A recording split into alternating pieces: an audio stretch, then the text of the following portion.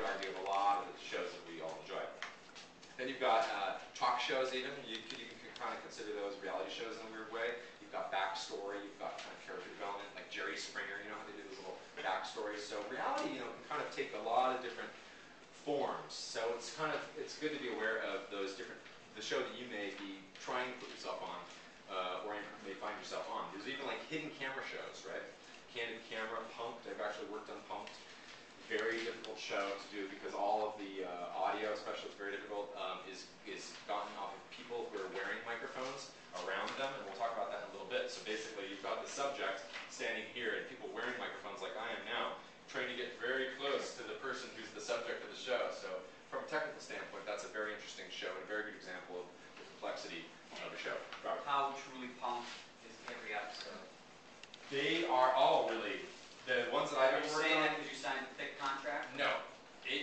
They are very elaborate. I mean, you would walk onto the set, which is usually like an intersection or the back, what? Parking lot. A parking lot, yeah, the backstage at some concert. I mean, there's all these weird sets that they use, and they set it up so everything is completely hidden. You would never have any idea, and that's one of the challenges technically of that show. They're fun to work on that one.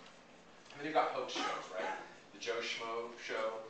My Big Fat Obnoxious Wedding, My Big Fat Obnoxious Boss, all of those sorts of spin-offs. The sci-fi haunted show, they follow these two men that go around looking for haunted houses and ghost stories and stuff like Well, that. that's not really, well, hoax in a different sense. I'm talking about hoax where you're playing, there's a subject, even like Punked, where there's someone who's being, there's a prank being played on somebody. There's some sort of, somebody's the target of the show, But you're right. That's more like a documentary sort of style show, I would say.